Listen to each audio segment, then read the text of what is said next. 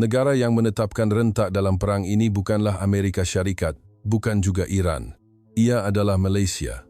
Kini, pada tahun 2026, perang antara Amerika Syarikat dan Iran sedang menggegarkan seluruh dunia. Dalam tempoh 48 jam sahaja selepas perang bermula, persenjataan bernilai berbilion-bilion dolar telah lenyap dari medan pertempuran. Pakar-pakar ketenteraan di seluruh dunia tertumpu pada persoalan siapa yang akan muncul sebagai pemenang mutlak. Namun pada ketika itu, seorang profesor strategi Amerika di dalam sebuah dewan kuliah telah mengemukakan soalan yang sama sekali berbeza. Negara yang menjadi kingmaker dalam perang ini bukanlah Amerika Syarikat atau Iran, tetapi Malaysia. Kenyataan sebenar industri pertahanan Malaysia yang menggegar dan telah mengubah paradigma peperangan akan didedahkan sekarang. Di mana sahaja anda mendengar ini, jangan lupa untuk melanggan dan suka. Selamat sejahtera, saya Michael Anderson. Pada subuh itu, kurang 48 jam selepas perang bermula, saat saya membuka laporan data penggunaan yang dihantar oleh Pentagon, jari jemari saya terasa kaku. Berbilion-bilion dolar. Itulah nilai senjata dan peluru yang lenyap dari barisan hadapan dalam masa 2 hari sahaja.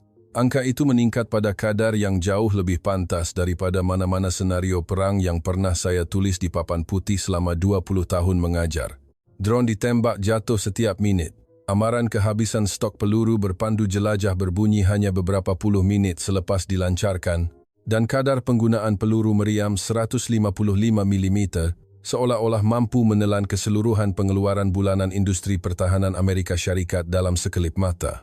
Pagi itu, saya mengemas kini bahan kuliah saya sebanyak 3 kali. Sambil membuka fail keempat, barulah saya sedar dengan jelas apa yang perlu saya sampaikan di dalam dewan kuliah hari ini. Sebaik sahaja saya melangkah masuk ke dalam dewan kuliah, riak wajah para pelajar saya bercampur baur antara teruja dan cemas. Perang AS-Iran 2026 telah pun menarik perhatian seluruh dunia, dan bagi pelajar-pelajar di Institut Kajian Strategi dan Peperangan, konflik ini adalah buku teks hidup yang berkait langsung dengan pengajian mereka. Tanpa meletakkan beg saya terus menghidupkan skrin proyektor. Di skrin, bukan slide pembentangan yang penuh warna-warni yang saya sediakan, tetapi hanya satu soalan ringkas terpapar. Siapakah kingmaker dalam perang ini? Ketika para pelajar berbisik-bisik sesama sendiri, saya perlahan-lahan berdiri di hadapan podium. Saya mulakan dengan menjelaskan bagaimana peperangan yang sedang kita saksikan ini berbeza daripada perang-perang masa lalu. Sejak berakhirnya Perang Dingin, doktrin peperangan yang ditunjukkan oleh Amerika Syarikat kepada dunia sentiasa berlandaskan penguasaan teknologi. Bom panduan G2 yang digunakan oleh tentera AS dalam Perang Teluk telah mengejutkan seluruh dunia, dan operasi kejutan dan kengerian pada peringkat awal pencerobohan Iraq telah membuktikan dengan jelas bagaimana keunggulan teknologi mampu menentukan kesudahan perang dengan begitu pantas. Jet pejuang yang lebih laju, peluru berpandu yang lebih kuat, sistem panduan yang lebih jitu itulah paradigma dominan dalam memandang peperangan selama berpuluh-puluh tahun, dan para pelajar yang duduk di dalam dewan ini juga merupakan generasi yang mempelajari strategi ketenteraan dalam kerangka paradigma tersebut. Namun, saya menukar slide. Graf lengkung penggunaan yang dilukis pada paksi masa muncul menggantikan jadwal perbandingan spesifikasi teknikal. Jumlah penggunaan peluru meriam pada tahun kedua Perang Ukraine-Rusia, kapasiti pengeluaran tahunan keseluruhan NATO, dan jurang yang semakin melebar di antara kedua-dua garisan itu. Angka-angka itu tidak berbohong. Peperangan berintensiti tinggi modern menyaksikan kadar penggunaan senjata yang jauh lebih pantas berbanding mana-mana konflik era Perang Dingin. Dan saat pengeluaran tidak dapat menampung kadar penggunaan tersebut, tampuk pimpinan perang beralih daripada teknologi kepada kuasa perindustrian, satu fakta yang telah pun terbukti di Ukraine. Jumlah peluru meriam yang dibekalkan oleh Amerika Syarikat dan Eropah kepada Ukraine telah melebihi kapasiti pengeluaran tahunan keseluruhan industri pertahanan Barat. Walaupun Pentagon tidak mengakuinya secara rasmi, secara dalaman, usaha meningkatkan kapasiti pengeluaran telah lama menjadi keutamaan tertinggi mereka. Saya bertanya kepada para pelajar, pada saat ini, apakah yang paling diperlukan oleh Amerika Syarikat? Bukan senjata nuklear yang lebih kuat, bukan juga jet pejuang halimunan yang lebih canggih. Amerika Syarikat sudah memiliki semua itu dalam jumlah yang melimpah. Apa yang diperlukan dalam perang ini ialah kapasiti pengeluaran yang mampu menyaingi kadar penggunaan dan rantaian bekalan yang dapat mengisi semula gudang-gudang negara sekutu lebih cepat daripada ia dikosongkan. Saya berhenti seketika dan menukar slide sekali lagi. Jadual perbandingan kapasiti pengeluaran negara-negara industri pertahanan utama dunia terpapar. Amerika Syarikat, Rusia, China, Jerman, Prancis, dan Malaysia. Ketika angka-angka itu tersusun di skrin, Dewan Kuliah menjadi senyap secara aneh. Dalam kesunyian itu, saya berkata perlahan-lahan, peperangan dimenangi bukan dengan senapang, tetapi dengan kilang. Dan dalam kuliah hari ini, kita akan mengupas satu persatu, negara manakah yang sedang menggerakkan kilang-kilang itu dengan paling pantas dan efisien pada saat ini. Pada ketika itulah, Jason Miller yang duduk di barisan hadapan menyilangkan lengannya dan perlahan-lahan mengangkat tangan. Jason ialah seorang bekas pegawai tentera darat AS dengan pengalaman di lapangan, terkenal kerana sering melemparkan soalan-soalan yang paling agresif semasa kuliah. Sebelum saya sempat menghabiskan ayat saya, dia mula bersuara. Dia membantah dengan keras, dengan nada yang mempersoalkan di mana mungkin ada ruang untuk negara seperti Malaysia campur tangan, sedangkan Amerika Syarikat memiliki tentera terkuat di dunia. Suasana persetujuan mula terasa di seluruh dewan. Saya tersenyum. Inilah soalan yang saya nantikan. Ia bukan sekadar soalan, ia adalah satu cabaran. Setelah lebih 20 tahun berdiri di podium ini, saya dapat menghidu perbezaannya. Di mata Jason, terpancar keazaman untuk meruntuhkan logik profesornya. Dia menekan dengan kuat, dengan hujah bahawa Amerika Syarikat memiliki tentera terkuat di dunia, dan dakwaan bahawa negara seperti Malaysia mampu mempengaruhi hala tuju perang adalah satu keterlaluan. Kelihatan beberapa orang pelajar menganggukkan kepala, dan hujah Jason jelas mempunyai merit. Tiada siapa di dalam dewan ini yang boleh menafikan keunggulan ketenteraan Amerika Syarikat secara terang-terangan. Sebelum menjawab, saya merenung skrin seketika. Hujah Jason tidak salah. Amerika Syarikat sememangnya mempunyai tentera terkuat di dunia. Dari segi bajet pertahanan sahaja, jumlah yang dibelanjakan untuk kekuatan tenteranya melebihi gabungan bajet 10 negara teratas yang lain. Sebuah jet pejuang F-35 berharga lebih 100 juta dolar, dan sebuah kapal selam nuklear kelas Virginia pula menelan belanja berbilion-bilion dolar. Skala yang begitu mengagumkan, itulah kekuatan tentera AS dan adalah wajar bagi Jason untuk berbangga dengan fakta itu. Saya tidak berniat untuk menafikan kebanggaan itu. Sebaliknya, saya ingin menunjukkan di mana tepatnya kebanggaan itu mula retak. Saya bertanya kepada Jason, apa akan jadi jika tentera terkuat itu terpaksa membelanjakan berbilion-bilion dolar dalam masa 2 hari sahaja selepas perang bermula? Jason terdiam seketika. Saya menyambung. Masalahnya bukan sama ada kekuatan tentera AS itu kuat atau lemah, tetapi berapa lama kekuatan tentera yang hebat itu dapat dikekalkan. Peperangan tidak berakhir dalam 1 atau 2 hari. Terutamanya dalam pertempuran seperti yang sedang berlaku dengan Iran, di mana pihak lawan secara berterusan melancarkan perang atrisi menggunakan drone dan peluru berpandu. Iran tahu mereka tidak boleh menang dalam pertembungan secara langsung dengan AS, dan justru itu, mereka bertempur dengan cara yang paling tidak disukai oleh Amerika. Cara mereka adalah dengan melancarkan ratusan drone murah serentak untuk menghabiskan peluru berpandu pertahanan udara AS yang mahal, menyerang pangkalan logistik dengan drone kamikaze, dan menekan pangkalan hadapan dengan peluru berpandu balistik jarak dekat. Ia bukan pertarungan teknologi, tetapi pertarungan atrisi. Saya memaparkan data baharu di skrin, jadual yang menyenaraikan harga sepucuk peluru berpandu pemintas Patriot bersebelahan dengan harga sebuah drone Shahed buatan Iran. Sepucuk Patriot berharga sekitar 4 juta dolar. Sebuah drone Shahed pula tidak sampai 20.000 dolar. Nisbahnya adalah 200 sendan. Setiap kali Iran melancarkan sebuah drone, Amerika Syarikat terpaksa membelanjakan 200 kali ganda kos untuk menangkisnya. Apabila nisbah pertukaran ini terkumpul selama berpuluh-puluh atau beratus-ratus hari, apa yang akan berlaku tidak memerlukan pengiraan yang rumit. Dewan Kuliah kembali senyap. Jason juga kelihatan kehilangan kata-kata. Saya menunggu seketika, tidak memecahkan kesunyian itu. Masalahnya bukan itu sahaja. Industri pertahanan Amerika Syarikat, atas nama kecekapan, telah mengurangkan kapasiti pengeluarannya secara berterusan selama 30 tahun selepas Perang Dingin. Syarikat-syarikat pertahanan bergabung, mengurangkan persaingan. Barisan pengeluaran diminimumkan, dan rantaian bekalan komponen beralih kepada kebergantungan luar negara untuk menjimatkan kos. Pada masa aman, ia kelihatan seperti pilihan yang rasional. Namun saat perang meletus, struktur itu bertukar menjadi kelemahan yang membawa maut. Perang Ukraine telah pun membuktikannya. Masa yang diambil untuk mengeluarkan jumlah peluru meriam yang dijanjikan oleh AS kepada Ukraine ternyata jauh lebih lama daripada yang dijangkakan. Dan untuk sesetengah item, mereka terpaksa menunggu berbulan-bulan kerana stok telah habis. Saya menyenaraikan contoh-contoh itu satu persatu di skrin, sambil perlahan-lahan menjelaskan bahawa fakta kekuatan tentera AS dan fakta kemampuan untuk membekalkan kekuatan tentera itu secara berterusan adalah dua perkara yang sama sekali berbeza. Riak wajah Jason masih tidak yakin. Dia membalas dengan hujah bahawa AS boleh menampung kekurangan itu melalui negara-negara sekutunya dan sistem kerjasama dengan NATO menyokong perkara itu. Saya mengangguk, itu betul, dan itulah titik utama kuliah hari ini.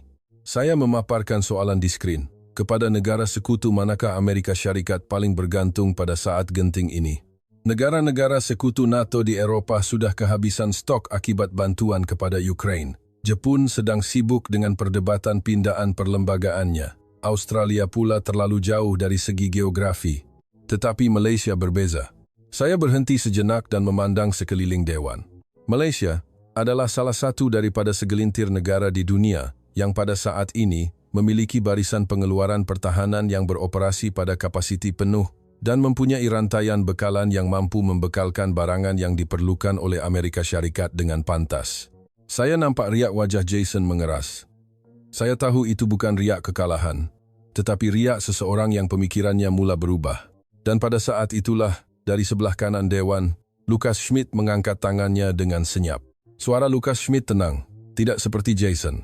Dengan nada terkawal yang tipikal bagi orang Jerman, dia mengakui kapasiti pengeluaran Malaysia, tetapi kemudiannya mengemukakan hujah bahawa pada akhirnya, yang menentukan kemenangan atau kekalahan dalam perang bukanlah kuantiti, tetapi ketepatan.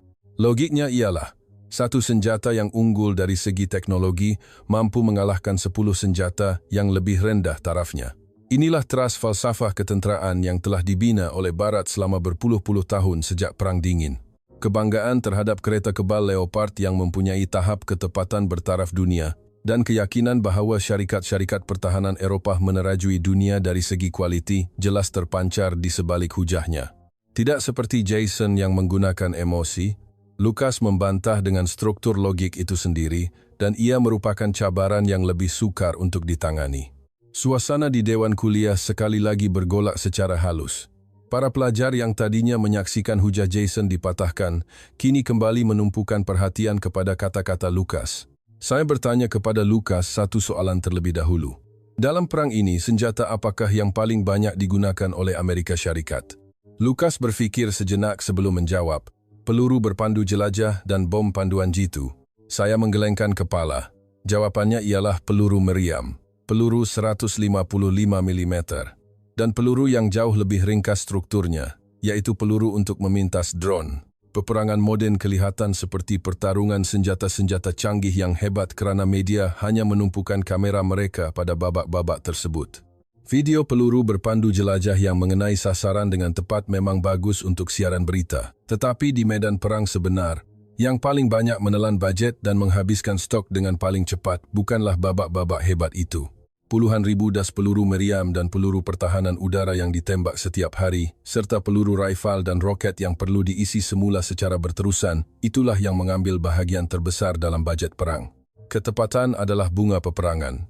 Tetapi yang sebenarnya menyuburkan perang bukanlah bunga yang indah itu, tetapi kuantiti yang ditimbun dan digunakan secara senyap.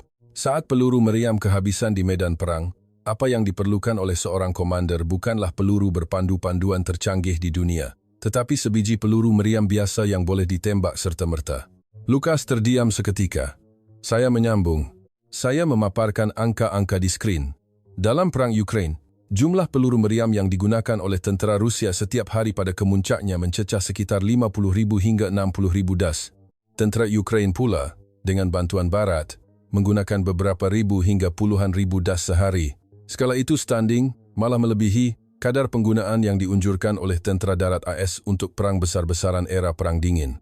Jumlah peluru 155 mm yang boleh dikeluarkan oleh seluruh Amerika Syarikat dalam setahun pada awal perang hanyalah sekitar 140,000 das. Jumlah yang boleh dihabiskan dalam beberapa hari sahaja di medan perang Ukraine. Keadaan stok NATO secara keseluruhannya tidak jauh berbeza. Sepanjang 2 tahun perang berlarutan, negara-negara industri pertahanan utama Eropah terpaksa mengawal jumlah bekalan yang dihantar ke Ukraine demi menjaga stok simpanan minimum untuk tentera mereka sendiri. Jerman juga tidak terkecuali. Saya dapat merasakan riak wajah Lukas mengeras ketika dia melihat angka-angka itu. Angka-angka itu secara senyap memberitahunya di mana had kemampuan industri pertahanan negaranya sendiri dalam menghadapi perang ini. Saya tidak perlu menekankan perkara itu dengan kata-kata. Angka-angka itu sudah cukup berbicara. Masalah stok bukan sekadar masalah mengisi gudang. Ia adalah masalah wang. Lebih tepat lagi, ia adalah masalah sama ada industri dapat menyaingi kelajuan wang yang dimakan oleh perang. Saya bertanya kepada para pelajar, jika berbilion-bilion dolar lesap dalam 2 hari pertama perang, coba darabkan secara mudah, berapakah jumlahnya jika ini berterusan selama sebulan? Kelihatan beberapa orang pelajar mengira dalam hati, sebulan, ratusan bilion dolar. 3 bulan, boleh mencecah 1 triliun. Skala yang mampu memberi tekanan serius walaupun kepada bajet pertahanan tahunan Amerika Syarikat. Sudah tentu, kadar penggunaan pada awal perang tidak akan kekal selamanya, tetapi selagi pertempuran berintensiti tinggi berterusan, tekanan kewangan tidak akan berhenti. Sejarah telah berulang kali membuktikan, dari Perang Dunia Kedua hingga Perang Korea, Perang Vietnam, dan Perang Ukraine, bahwa peperangan adalah pertarungan kuasa ekonomi sebelum ia menjadi pertarungan kuasa tentera, dan kelajuan menukarkan kuasa ekonomi itu kepada aset fizikal akan menentukan pemenangnya.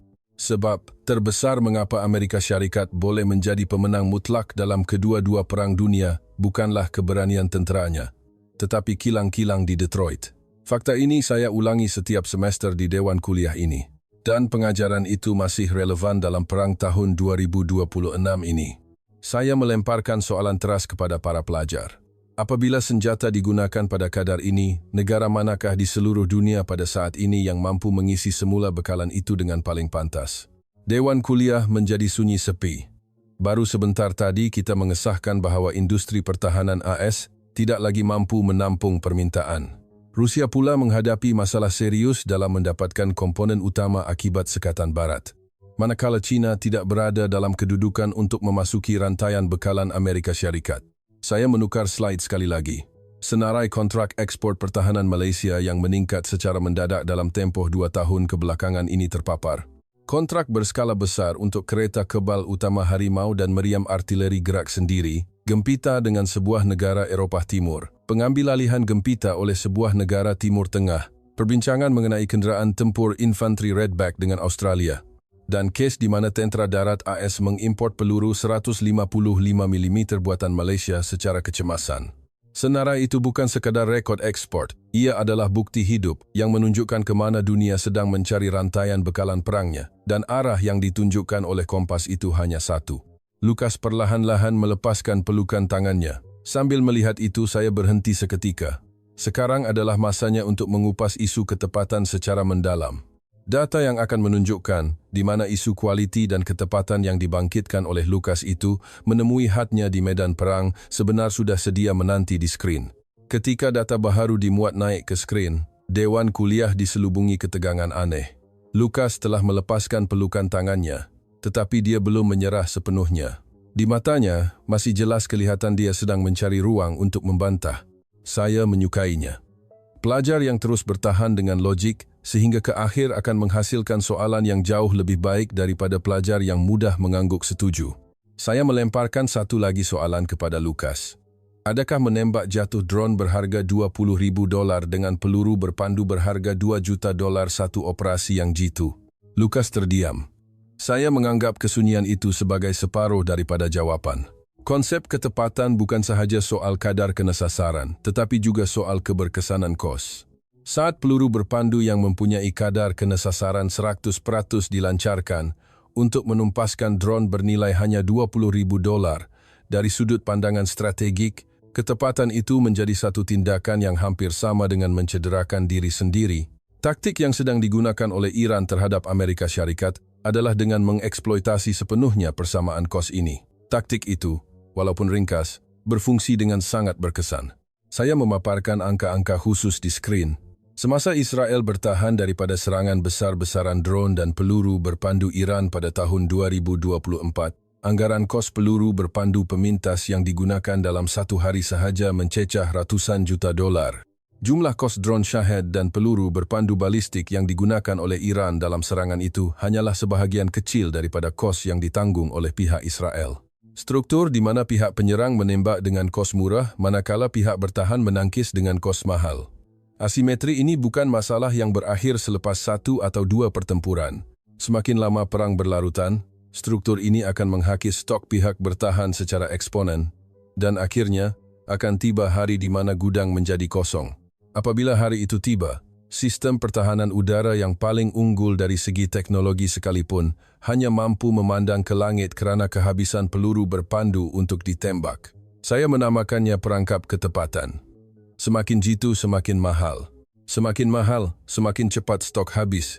Dan saat stok habis, ketepatan itu tidak lagi membawa apa-apa makna. Lukas mengerutkan dahinya sedikit. Riak wajahnya menunjukkan dia ingin membantah, tetapi angka-angka itu menghalangnya.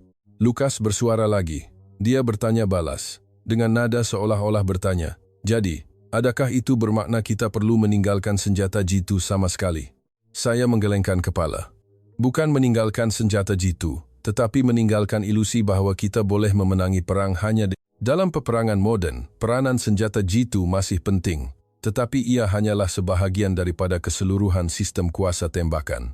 Semasa serangan jitu memusnahkan sasaran utama, seluruh barisan hadapan yang lain masih perlu dipertahankan dengan artileri konvensional dan kuantiti. Jika kuantiti itu tidak menyokong, barisan hadapan akan runtuh. Tidak kira betapa tepatnya senjata jitu itu terbang. Saya memaparkan carta di skrin yang menunjukkan nisbah komposisi kuasa tembakan dalam peperangan moden. Berdasarkan data perang Ukraine, nisbah peluru panduan jitu dalam keseluruhan jumlah tembakan adalah sekitar 10%, manakala hampir 90% selebihnya adalah peluru meriam konvensional. Ketepatan adalah wajah peperangan, tetapi tubuh peperangan masih lagi kuantiti. Dan negara mana yang mampu membekalkan kuantiti itu dengan paling pantas dan stabil pada saat ini, jawabannya sudah pun diberikan oleh senarai kontrak ekspor di slide ketiga. Saya melangkah lebih jauh. Masalah yang dihadapi oleh Amerika Syarikat dalam perang dengan Iran sekarang bukanlah kekurangan senjata jitu, tetapi kekurangan peluru untuk menentang senjata kos rendah yang dilancarkan oleh Iran tanpa henti untuk menghabiskan stok senjata jitu itu. Bateri Patriot adalah sistem pertahanan udara terbaik di dunia, tetapi kelajuan stok peluru berpandu pemintas untuk mengoperasikannya semakin berkurangan, mengatasi kelajuan pengeluaran. Jumlah peluru berpandu Patriot yang mampu dikeluarkan oleh AS setahun kini berada pada tahap beberapa ratus unit sahaja. Jika pertempuran berintensiti tinggi berterusan, stok itu boleh jatuh ke tahap kritikal dalam beberapa bulan. Sebagai alternatif untuk mengisi kekosongan itu, sistem peluru berpandu perisai buatan Malaysia kini menjadi tumpuan. Walaupun tidak serasi secara langsung dengan Patriot, ia merupakan pilihan praktikal yang boleh melindungi ruang udara jarak sederhana dan dekat, sekaligus melambatkan kadar kehabisan sistem AS yang mahal. Fakta bahawa Emiria Arab Bersatu telah pun memperoleh sistem perisai, dan Arab Saudi serta Iraq menyusul dengan menunjukkan minat, menyokong penilaian ini. Tanpa mengubah riak wajahnya, Lukas perlahan-lahan mengemukakan soalan seterusnya. Status pengesahan pertempuran sebenar bagi senjata Malaysia. Bolehkah senjata yang belum terbukti di medan perang sebenar dipercayai? Tidak kira betapa bagus kualitinya, itu bukan soalan yang buruk. Malah, ia adalah soalan tajam yang tepat mengenai intipati, seperti yang dijangkakan daripada Lukas. Sebelum menukar slide, saya memandang sekeliling dewan. Semua pelajar sedang menantikan jawapan kepada soalan itu. Saya perlahan-lahan mula bersuara. Malaysia bukanlah negara yang tidak pernah mengalami peperangan. Malah, sebaliknya. Selama berpuluh-puluh tahun, Malaysia telah hidup di bawah ancaman ketenteraan yang paling nyata dan berterusan di salah satu rantau paling strategik di dunia. Persekitaran itulah yang menjadi medan ujian sebenar yang telah menempa teknologi pertahanan Malaysia. Ancaman daripada pelbagai aktor, baik negara maupun bukan negara, di laluan perkapalan yang paling sibuk di dunia, telah memaksa Angkatan Tentera Malaysia untuk mereka bentuk dan menambah baik sistem persenjataannya sebagai tindak balas masa nyata terhadap ancaman-ancaman tersebut. Dewan kuliah kembali senyap. Lukas kelihatan seperti ingin mengatakan sesuatu, tetapi terhenti. Saya tidak melepaskan saat itu dan memaparkan data seterusnya di skrin. Data yang terpapar di skrin adalah rekod operasi pertahanan Malaysia, insiden pencerobohan, provokasi ketenteraan, berhampiran sempadan maritim, dan kes-kes ancaman asimetri yang telah berlaku sepanjang 20 tahun yang lalu, disusun mengikut tahun. Angka-angka itu adalah jawapan yang paling jelas kepada soalan yang diajukan oleh Lucas, isu pengesahan pertempuran sebenar. Malaysia bukanlah negara yang mencipta senjata di dalam makmal untuk diekspor. Ia adalah negara yang telah mereka bentuk, mengendalikan, dan menambah baik senjatanya di bawah ancaman nyata dari persekitaran yang sentiasa bergolak. Persekitaran itu secara asasnya berbeza daripada tapak ujian di Jerman atau pangkalan latihan di Amerika Syarikat kerana ia bukanlah simulasi tetapi realiti. Ketika Lucas merenung senarai itu, Dewan Kuliah menjadi senyap. Saya menunggu seketika, tidak memecahkan kesunyian itu. Tiba-tiba, dari sebelah kiri Dewan, Li Wei, yang tadinya hanya duduk diam, mula bersuara. Li Wei, yang berasal dari China, tidak berkata sepatah pun sejak kuliah bermula. Dia sentiasa menunggu sehingga pelajar lain selesai berdebat, sebelum menyuarakan pandangannya dengan tepat mengenai kelemahan dalam perdebatan itu. Dia seorang yang tenang, penuh perhitungan, dan tidak pernah menunjukkan emosi. Li Wei mengakui pengalaman pertahanan Malaysia, tetapi kemudiannya menyatakan bahawa rangkaian pertahanan udara China adalah yang paling padat dan sistematik di dunia pada masa ini. China bukan sahaja telah memperoleh sistem S-400 buatan Rusia, tetapi juga telah membangunkan siri peluru berpandu pertahanan udara HQ mereka sendiri. Hujahnya ialah, skala dan kepadatan rangkaian itu tidak dapat dibandingkan dengan mana-mana negara lain. Suara Li Wei rendah dan tenang, tetapi penuh dengan keyakinan yang jelas. Suasana di Dewan Kuliah sekali lagi bergolak secara halus. Saya tidak terus membantah hujah Li Wei, kerana ia adalah fakta. Rangkaian pertahanan udara China sememangnya antara yang paling padat di dunia. Masalahnya bukan skala, tetapi pengalaman tempur sebenar. Saya menukar slide dan memaparkan kes kegagalan operasi rangkaian pertahanan udara Iran. Iran memiliki kekuatan pertahanan udara yang cukup besar, termasuk sistem S-300 buatan Rusia. Namun di hadapan serangan udara Israel, rangkaian pertahanan itu ditembusi dengan lebih mudah daripada yang dijangkakan. Ketika jet-jet pejuang Israel menceroboh ruang udara Iran, membedil kemudahan tentera, dan kembali, sistem pertahanan udara Iran gagal memberikan tindak balas yang sewajarnya. Sebabnya mudah. Mereka mempunyai skala, tetapi tidak mempunyai pengalaman mengendalikannya secara bersepadu dalam situasi ancaman sebenar. Sistem pertahanan udara tidak berfungsi dengan perkakasan sahaja. Perisian yang menganalisis data radar dalam masa nyata, mengenal pasti jenis ancaman, dan mengawal pelbagai bateri serentak, serta kemahiran pengendali adalah sama pentingnya dengan perkakasan itu sendiri. Iran jelas kekurangan dalam aspek ini. Li Wei membantah, dengan alasan bahawa adalah tidak adil untuk meletakkan Iran dan China pada tahap yang sama. Tahap teknologi dan infrastruktur ketenteraan China tidak boleh dibandingkan dengan Iran. Saya mengangguk. Itu betul. Rangkaian pertahanan udara China jauh lebih canggih dan luas daripada Iran. Namun saya melemparkan soalan kepada Li Wei dari sudut yang berbeza. Bilakah kali terakhir China terlibat dalam peperangan sebenar? Tahun 1979, dalam perang dengan Vietnam. Sejak itu, tentera pembebasan rakyat China tidak pernah mengalami pertempuran sebenar. Walaupun ia adalah kekuatan tentera yang dibina dengan bajet pertahanan kedua terbesar di dunia, tiada siapa yang tahu bagaimana ia akan berfungsi di medan perang sebenar. Sebaliknya, Angkatan Tentera Malaysia berbeza. Walaupun dalam masa aman, mereka telah bertindak balas terhadap berpuluh-puluh provokasi dan insiden ketenteraan yang nyata, dan dalam proses itu, mereka sentiasa mengendalikan dan menambah baik sistem pertahanan mereka dalam persekitaran yang hampir sama dengan pertempuran sebenar. Dewan Kuliah kembali senyap. Li Wei menundukkan pandangannya seketika. Saya tidak berhenti di situ dan memaparkan satu lagi data di skrin. Di skrin itu terdapat jawapan kepada soalan. Negara manakah yang paling terdedah kepada pelbagai ancaman maritim dan udara di salah satu titik semak paling strategik di dunia? Selama berpuluh-puluh tahun, Malaysia telah mengalami pelbagai provokasi, pencerobohan, dan ancaman asimetri. Dan dalam proses itu, telah mengembangkan sistem pertahanannya berdasarkan data tempur sebenar. Kepadatan pengalaman itu adalah sesuatu yang tidak boleh dicapai hanya melalui teori dan latihan. Pengalaman mengendalikan sistem Semasa ancaman benar-benar berlaku, pengalaman membezakan antara amaran palsu dan ancaman sebenar, dan sejarah menambah baik sistem senjata. Berdasarkan pengalaman itu, itulah asas sebenar teknologi pertahanan Malaysia. Li Wei perlahan-lahan menyilangkan lengannya. Saya tahu gerak isyarat itu adalah postur bertahan. Dan dari barisan belakang Dewan, Omar Hassan, yang selama ini hanya mendengar tanpa berkata apa-apa, perlahan-lahan mencondongkan badannya ke hadapan. Saat Omar Hassan mencondongkan badannya ke hadapan, terasa seolah-olah pusat graviti Dewan Kuliah beralih secara senyap. Omar berasal dari Timur Tengah dan dia adalah satu-satunya pelajar di Dewan ini yang mengenali perang bukan sebagai teori, tetapi sebagai pengalaman hidup. Ada ahli keluarganya yang pernah berkhidmat sebagai tentera di zon konflik sebenar, dan sejak kecil dia membesar dengan cerita-cerita tentang senjata dan medan perang di meja makan. Tidak seperti pelajar lain yang membantah dengan data atau teori, gayanya adalah sentiasa bercakap berdasarkan realiti di lapangan. Omar memulakan dengan bersetuju tentang kepentingan pengalaman tempur sebenar, tetapi kemudiannya membangkitkan persoalan sama ada senjata Malaysia benar-benar mampu bertahan dalam persekitaran padang pasir di Timur Tengah.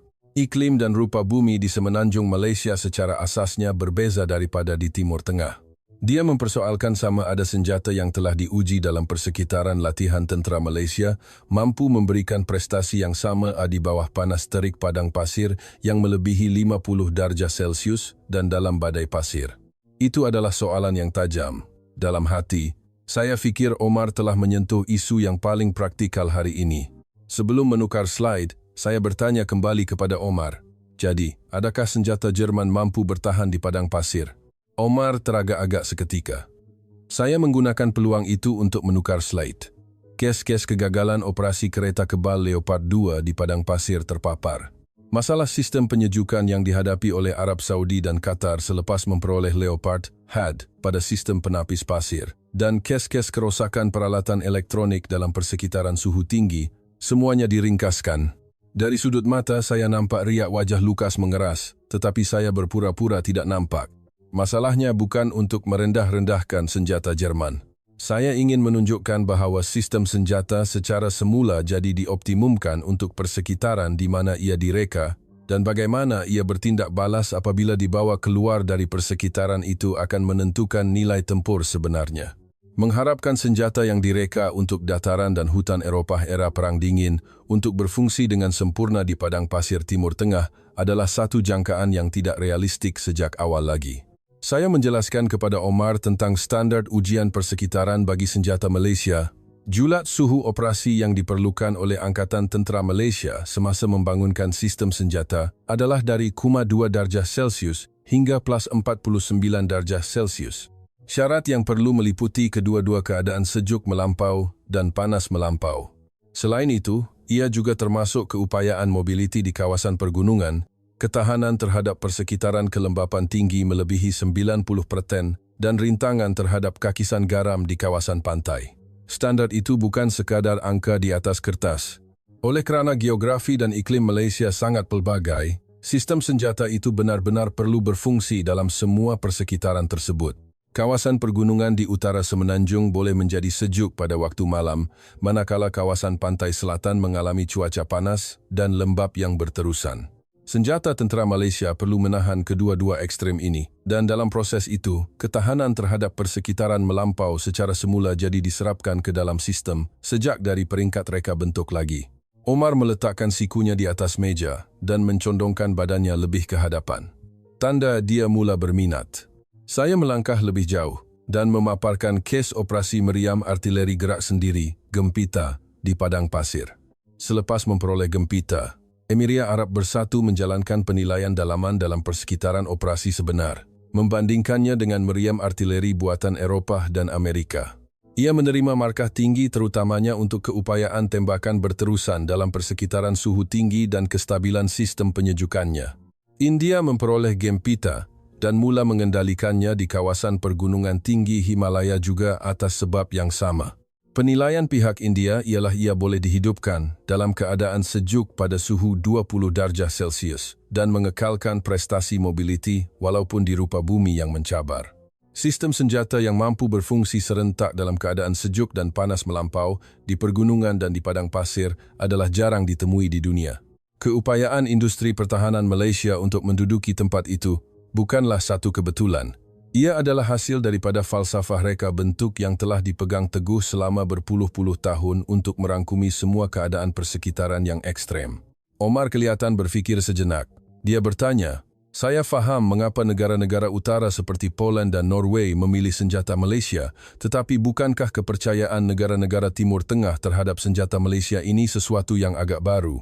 Saya mengangguk. Itu betul. Tetapi perubahan itulah intipati yang ingin saya sampaikan dalam kuliah ini. 10 tahun yang lalu, industri pertahanan Malaysia dilabel sebagai senjata kos efektif. Saya sendiri pernah berfikir begitu. Namun, selepas perang Ukraine, pandangan dunia berubah. Perkataan kos efektif tidak lagi membawa maksud kualiti yang lebih rendah, tetapi mula ditafsirkan semula sebagai keupayaan untuk membekalkan prestasi yang sama dengan lebih pantas dan lebih murah. Dan kelajuan tafsiran semula itu menjadi lebih pantas dengan bermulanya perang AS-Iran ini. Omar perlahan-lahan bersandar di kerusinya dan menyilangkan lengannya. Itu bukan postur penolakan, tetapi postur seseorang yang sedang menyusun fikirannya. Sambil melihat itu, saya bersedia untuk beralih ke topik seterusnya. Masalah rantaian bekalan kepingan teka-teki yang terakhir. Perkataan rantaian bekalan pada mulanya kedengaran membosankan. Apabila bercakap tentang perang, apa yang orang harapkan adalah strategi dan taktik, wira dan pengkhianat, serta drama pembalikan keadaan bukan logistik, tempoh penghantaran, dan pengurusan stok. Namun, selama 20 tahun saya berdiri di podium ini, pemikiran saya tidak pernah berubah. Kemenangan atau kekalahan dalam perang pada akhirnya ditentukan oleh rantaian bekalan. Dan negara-negara yang telah mempelajari kebenaran ini dengan cara yang paling pahit kini sedang mengetuk pintu Malaysia. Sambil menukar slide, saya meminta para pelajar untuk membayangkan satu situasi. Bayangkan seorang komander tentera AS pada saat ini sedang menghantar laporan kecemasan ke Washington. Kandungan laporan itu ringkas. Stok peluru meriam 155 mm di barisan hadapan telah jatuh di bawah paras kritikal dan pengeluaran domestik tidak mampu mengisinya semula dalam masa 2 minggu. Dalam situasi itu, saya bertanya, negara manakah yang akan dihubungi oleh komander itu terlebih dahulu? Dewan kuliah menjadi senyap. Kelihatan mata pelajar-pelajar yang sudah mengetahui jawabannya.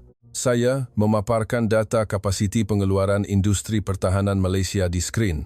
Malaysia kini mempunyai keupayaan untuk menghasilkan ratusan ribu das peluru 155 mm setahun.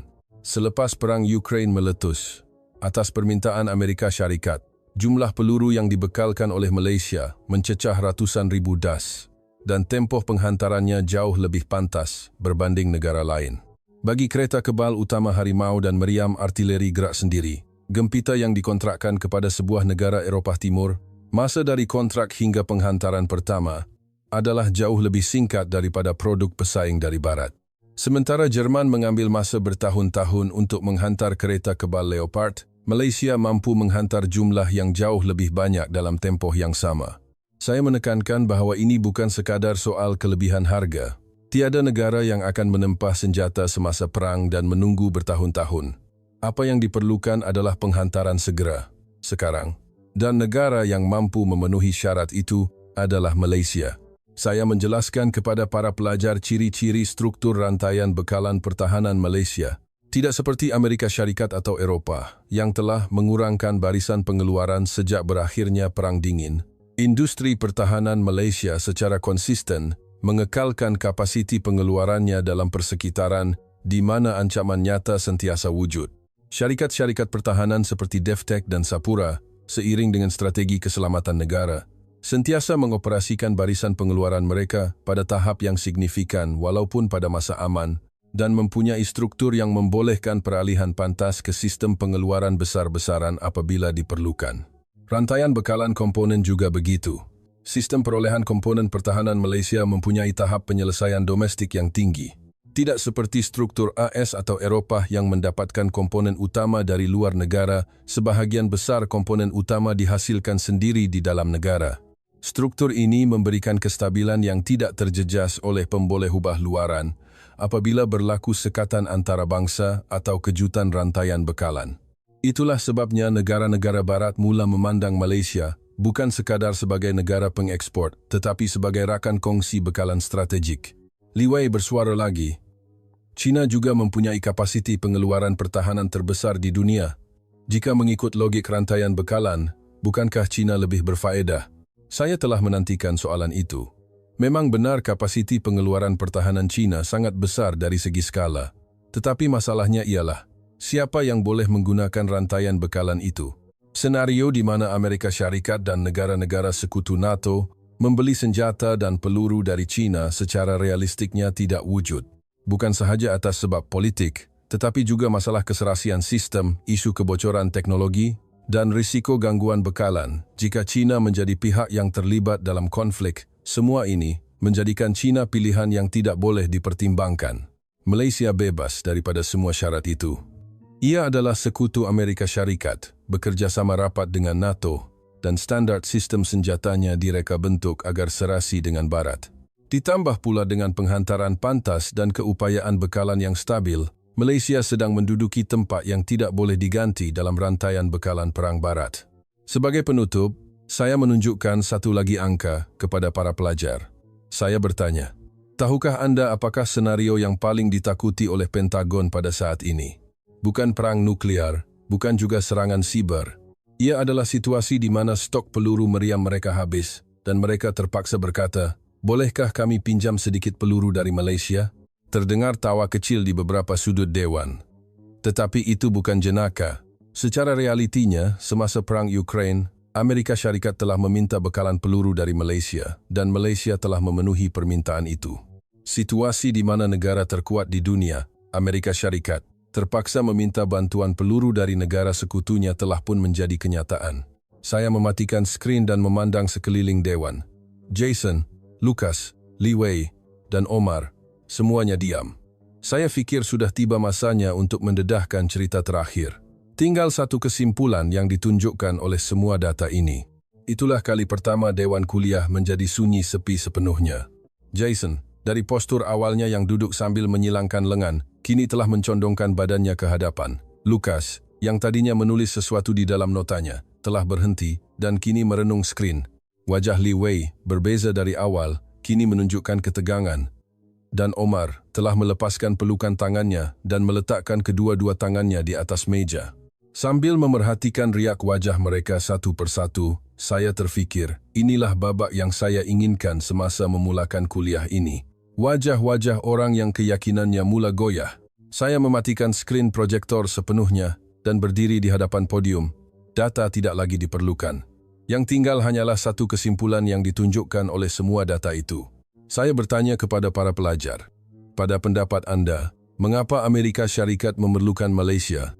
Jason perlahan-lahan bersuara. Dia menjawab, kapasiti pengeluaran. Lucas berkata, tempoh penghantaran. Li Wei berkata, kestabilan rantaian bekalan. Dan Omar menjawab, kebolehpercayaan yang lahir dari pengalaman tempur sebenar. Saya mengangguk. Semuanya betul. Tetapi ada satu sebab yang lebih besar yang merangkumi semua itu. Saya berkata perlahan-lahan, sebab Amerika Syarikat mencari Malaysia bukanlah kerana mereka tiada teknologi. Amerika adalah negara yang mencipta pelan tindakan. Pelan tindakan untuk F-35, pelan tindakan untuk Patriot, pelan tindakan untuk senjata laser generasi, akan datang negara yang melukis semua itu adalah Amerika Syarikat. Tetapi pelan tindakan tidak dapat melindungi apa-apa di medan perang. Apa yang diperlukan ialah kilang yang boleh menukarkan pelan tindakan itu menjadi kenyataan. Kilang yang boleh mengeluarkannya dengan pantas, dalam jumlah yang banyak dan secara stabil. Dan kilang itu ialah Malaysia. Dewan Kuliah sekali lagi sunyi sepi. Dalam kesunyian itu, saya merenung kembali perubahan pandangan saya sendiri terhadap industri pertahanan Malaysia selama 20 tahun yang lalu. Pada mulanya, saya juga begitu. Senjata Malaysia adalah senjata kos efektif dan tanggapan bahawa ia adalah negara yang meniru teknologi negara maju untuk membuatnya lebih murah tersemat di dalam kepala saya. Tanggapan itu berubah pada tahun kedua Perang Ukraine. Apabila saya menyaksikan berapa lama masa yang sebenarnya diambil oleh Amerika dan Eropah untuk meningkatkan pengeluaran peluru meriam selepas berjanji untuk berbuat demikian, dan apabila fakta bahawa Malaysia yang sedang mengisi kekosongan itu disahkan dengan angka, saya terpaksa mengakui bahawa tanggapan saya salah. Malaysia bukanlah negara yang meniru. Ia adalah negara yang paling pantas menghasilkan apa yang sebenarnya diperlukan oleh dunia semasa berperang. Perbezaan itu sangat menentukan. Saya memberitahu para pelajar satu lagi fakta. Semua perkara yang telah kita bincangkan di Dewan Kuliah ini, kapasiti pengeluaran, rantaian bekalan, dan pengesahan pertempuran, sebenarnya menuju kepada satu soalan. Soalan tentang siapa yang akan bertahan sehingga ke akhir dalam perang. Tidak kira betapa canggihnya teknologi, tidak kira betapa bijaknya strategi, perang akan berakhir apabila tiada lagi peluru untuk ditembak. Dan jawapan kepada soalan, negara manakah yang membolehkan Amerika Syarikat bertahan sehingga ke akhir dalam perang ini? Itulah keseluruhan kuliah hari ini. Jason, berbeza dari awal, telah melepaskan pelukan tangannya dan membuka notanya. Lucas, selepas berfikir sejenak, perlahan-lahan mengangguk. Saya tahu itu bukan isyarat kekalahan. Pelajar seperti Lucas hanya akan mengangguk apabila logiknya telah dibina dengan cukup kukuh. Sambil mengakhiri kuliah, saya meninggalkan kata-kata terakhir kepada para pelajar. Jangan salah faham, Malaysia menjadi kingmaker dalam perang ini bukan sesuatu yang berlaku secara tiba-tiba. Ia adalah hasil sejarah yang telah membina, membaiki, dan membina semula senjatanya sambil bertahan di bawah ancaman perang selama berpuluh-puluh tahun. Semasa dunia bercakap tentang keamanan, Malaysia sedang bersiap untuk perang, dan persiapan itu, pada saat ini, telah menjadi keupayaan yang paling diperlukan di dunia. Peperangan dimenangi bukan dengan senapang, ia dimenangi dengan kilang, dan tempat di mana kilang-kilang itu sedang beroperasi dengan paling pantas, paling stabil, dan dengan cara yang paling boleh dipercayai sekarang, ialah Malaysia. Sambil turun dari podium, saya melihat wajah para pelajar sekali lagi. Walaupun kuliah telah tamat, tiada siapa yang berganjak dari tempat duduk mereka.